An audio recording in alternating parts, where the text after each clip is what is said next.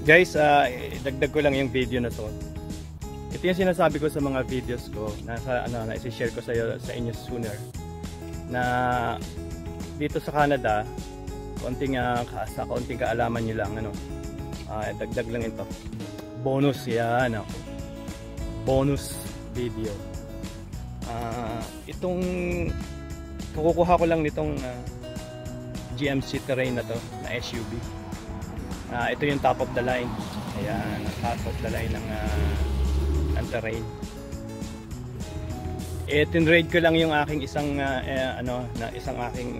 isang sasakyan ko. Tinrade ko dito sa sasakyan na to.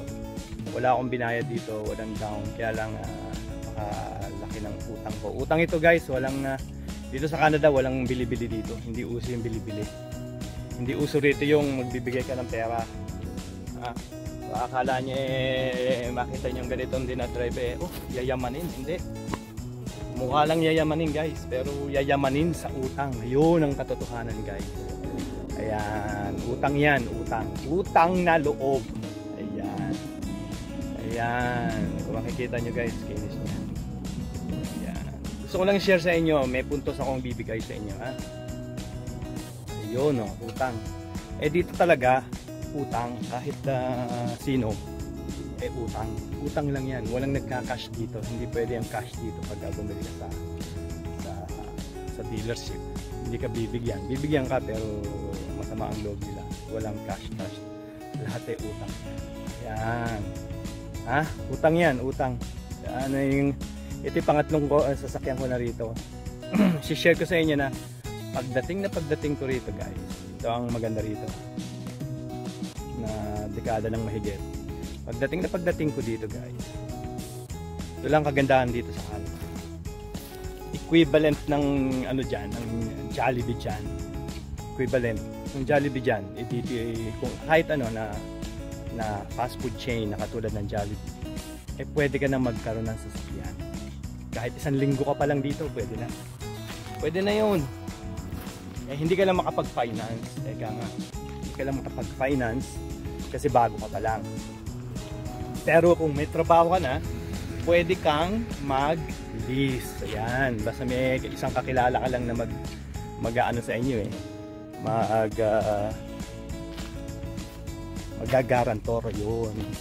Pero kung pwede ka na makakuha kahit anong gusto. Basta may trabaho ka. Yun. Basta may trabaho ka, kahit anong trabaho yun. Basta may trabaho ka. Kaya tingnan sa loob. Yun guys.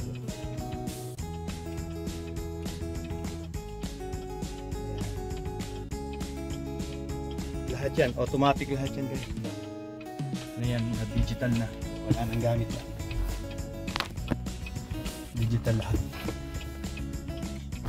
Ito yung top of the line ng GMC Terrain. Ang gusto ko lang sabihin sa inyo guys, walang dito. Walang mahirap, walang mayaman. Kung ikaw ay mahirap, ito ang makukuha mo. Ayun, naputol tayo sa pagiging mahirap. Ibig sabihin walang mahirap, mayaman dito. Ang mayaman dito, mga nagda-drive ng Ferrari, mga sports car, or hindi sila, may mga driver sila, yun yung mga mayaman dito. Pero kung mahirap ka lang, katulad ko, ito ang the-drive mo. Yan ang ita-drive. Wala nang yan, lahat yan. Push button ng start, wala nang stick. Ito lang yung ito lang pindutin nyo, drive, neutral, at saka reverse, at saka naka-parking tayo. Yan guys, leather lahat yan. Yan yan guys. Yan, di pinagmamalaki yan Kasi, bakit ka mo? Utang yan Utang. Yan. Utang yan. Yan guys.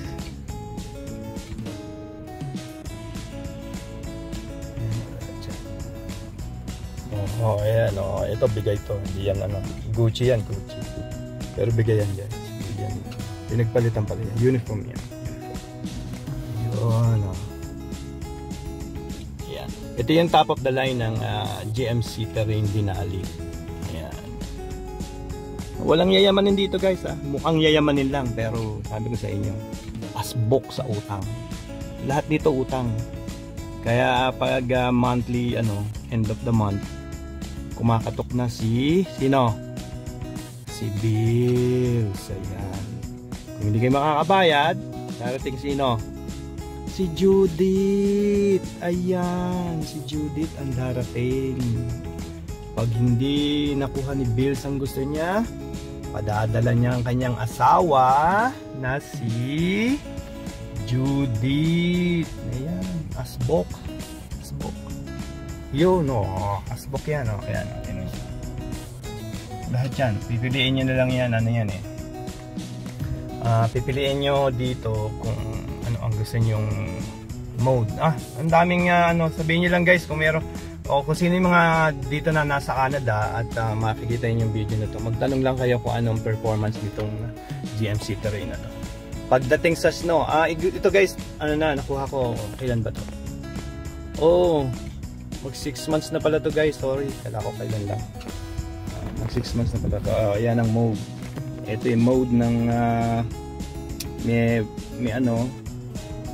ito yung 2-wheel drive, 4-wheel drive, tapos yung umaakyat sa ayan, all-wheel drive, ayun. Lahat nito nandito na yung feature niya. Ito merong blind spot. Sabihin niyo na lahat nandito na. Pwede nyo bitawan sa highway basta naka-cruise control kayo, pero hindi advisable. Hindi sinasabi ng bitawan nyo, hindi nila sasabihin. Pero pwede. Kaya lang huwag kayo mag-take ng risk. Kaya nga, nandito lahat. Pag may tatawid na tao, hindi nyo nakita, magbi-blink na lang yan agad dito sa screen. Ayan, magbi-blink sa screen na may tatawid na tao, o aso, o kung ano man ang naka-obstacle doon sa harap niya. Ngayon, kung kayo may kasunod, isa-setup nyo lang sa far yung setup. Ayan, far ang ginawa kong setup. Ayan. Medium. Far natin, ayan, setup niya. Tapos yung isa ay yung following distance niya. Kaya nandito lahat ng feature guys. Talagang safe na safe kayong Pero syempre, huwag lang kayo manutulog sa numulbela. Alam ko safe na safe dahil sa mga features and technology. Pero hindi kayo huwag lang kayo matutulog. Emergency call, yung ibig sabihin pag nasa time mo may SOS, lahat nandiyan na. Sabihin nyo sa guys kung may question pa kayo, dual yan, sunroof. Yun ang sinasabi ko guys. Yun, ang katulad kong mahirap, ito ang babagsakan niyo. Hindi Bentley kasi pang mayaman yun. Ito pang mahirap. Ang gusto ko lang ibig ko lang sabihin guys, kahit ano ang trabaho nyo, kung may trabaho kayo, yun lang ang importante, basta may trabaho kayo, makukuha nyo kung ano ang gusto nyo. Yun ang kainaman dito. Yun, sinasabi ko nga sa inyo pagdating ko pa lang nag-try ako mag-bike sa dati, pero hindi nagawin. Hindi po pwedeng walang sasakyan dito. Yun naman ang dahilan. Dahil milya-milya ang layo ng mga distance kung saan mo gustong pumunta. Pag nag-public transportation ka naman, o public transit, abutin ka naman ng dekada sa daan. Nasubukan ko guys 3 hours galing sa trabaho. Kaya sabi ko after 2 weeks or na nandito ako, kumuha ako agad ng sasakyan. 3 weeks or a month yata, hindi ko naman kumuha ako ng sasakyan, basta may backup ka lang sa kanya. Kaya lang lease, yun nga lang lease, medyo mataas sa finance, medyo mataas, pero yung naman, kaginhawahan naman ng yung yun ang doon, yun ang mahalaga doon. Yun guys, yun ang katotohanan doon guys. Yun lang guys, kung may mga tanong kayo, tanong nyo lang sa akin at sasagutin ko hanggang masasagot ko. Ayan. Yan, likod nyo. Yun guys.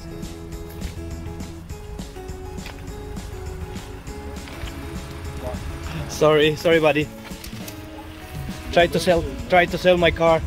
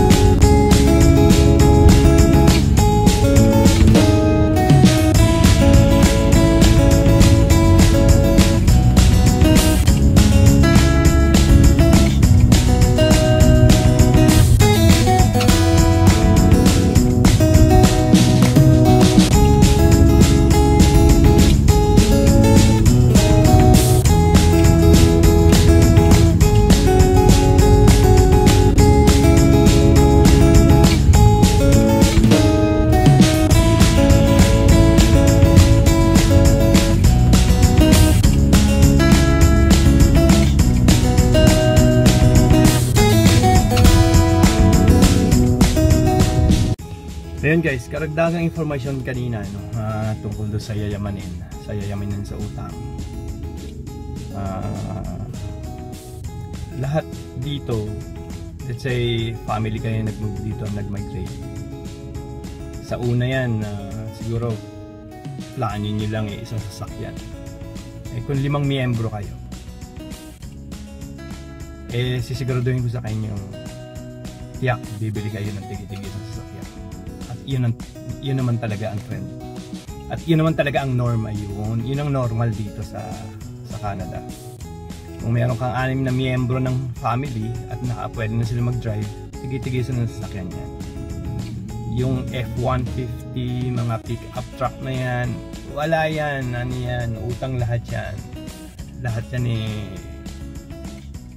ibig sabihin ng mga Pilipino, ordinary lang yan, ordinary. Ibig sabihin pang mahirap lang yung mga sasakyan yan. Basta sinasabi ko lang basta may trabaho lang hindi ko pwede yung walang trabaho kahit naman saan hindi ka pwede mag-afford ng walang. Ibig sabihin dito nagtatrabaho ka lang sa fast food chain, McDonald's, Tim Hortons, pwede ka nang kumuha ng sasakyan. Plus bahay, yan, may bahay kayo, meron kayong 3 bedroom kung nagtatrabaho kayo lahat. Meron kayong at least, kung kayo 5 miyembro, meron kayong at least 3 to 4 bedroom na house. Malaki yun. Nako, parang mansion yan, mansion sa atin yung gano'ng kalaki. Yun lang, yun ang advantage or nang nandito ka sa Canada. Ibig sabihin talagang yun given yun. Talagang kayo magkakaroon kayo ng lahat. Bahay, tigi-tigi isang kotse, depende kung anong trabaho mo. Kung ang trabaho may medyo level up, hindi lang yun ang makukuha nyo. Magkakaroon pa kayo ng RV yan. Ordinary din dito yan guys, ng mga RV recreational vehicle ng mga Pinoy. Ngayon ang bahay mayroong mga garage yan, pero ang nakalagay dyan mga gamit nila, ang mga nakapark sa harap ng bahay. Basic na siguro dito yung 2 o 3 kotse, pick up, RV, ang mga Pinoy. Hindi lang Pinoy, lahat ng taong nakatira dito halos, basta may trabaho. Huwag lang nating sasabihin na yung pwede ka naman yan bumili din yung mga sports car na yan, kaya lang insurance yan mas baka mortgage ng bahay mo ang insurance mo kaya ang bumibili lang yun yung mga talagang umaawas na ang pera sa bulsa or may business yan. Pag may business ka rito, napakalaking advantage mo rin. Yun ang napakalaking dahil pwede mong magamit sa mga iba-ibang business na maraming scope na maraming benefits ang pwedeng kuha kung may business ka. Yun, ano pa ba ang mga points na basta may trabaho ka, walang problema, kahit anong sasakyan makukuha mo. Yun lang guys. Kaya nga sinasabi ko doon sa mga video ko na darating, napaka-importante ng driver license na meron kayo dyan sa Pilipinas. Ipo-convert nyo lang dito sa driver license dito. Walang ka-problema. Yun lang po guys, at tungkol dito sa yayamaning issue or yayamanin tungkol sa usapang yayamanin, itong GMC train Denali ko pang lang, pang nagtatrabaho lang sa Jollibee dito. May Jollibee rin dito, ang daming Jollibee rito sa Canada, marami rito. Kung nagtatrabaho sa Jollibee rito, meron ka ditong sasakyan na to. Basta may trabaho ka, walang problema. Yun yung so mayaman ang tao sa utang. Utang lahat yan, utang. Lahat ng makikita mo, marami may mga dun meron ding minsan nag-drive ng sports car na may mga business yan, kaya ganun. Yun lang guys ang karagdagan dito sa at kung may tanong kayo, tanong nila at sasagutin natin ng puntos by puntos yan. Punto by puntos? Meron ba lang? Sige guys, at ulit tayo marami pang pag-uusapan. Kung kayo may tanong at may gustong pag-usapan, tayo pag-usapan natin yan. Walang problema dyan. Yun lang. Sige, ano bang ngayon? Katapusan na ba ngayon? Ako, hindi pa naman. Buti na lang at hindi pa katapusan. Kung hindi, kakatukin na naman ako ni Bills. Anyway, online naman si Bills na ngayon sa computer na lumalabas minsan. Pero pagka na-miss mo nga, puntahan mo sa bahay din. So you guys, magandang gabi sa ating lahat. Dahil kasi gabi na rito. At mabuhay tayong lahat. At talagaan ang ating kalusugan. Kung kalusugan ay yun ang napaka-importante. Kalusugan ay kayamanan. Ciao. Please subscribe. Thank you guys. Thank you mga kasolid. Salamat.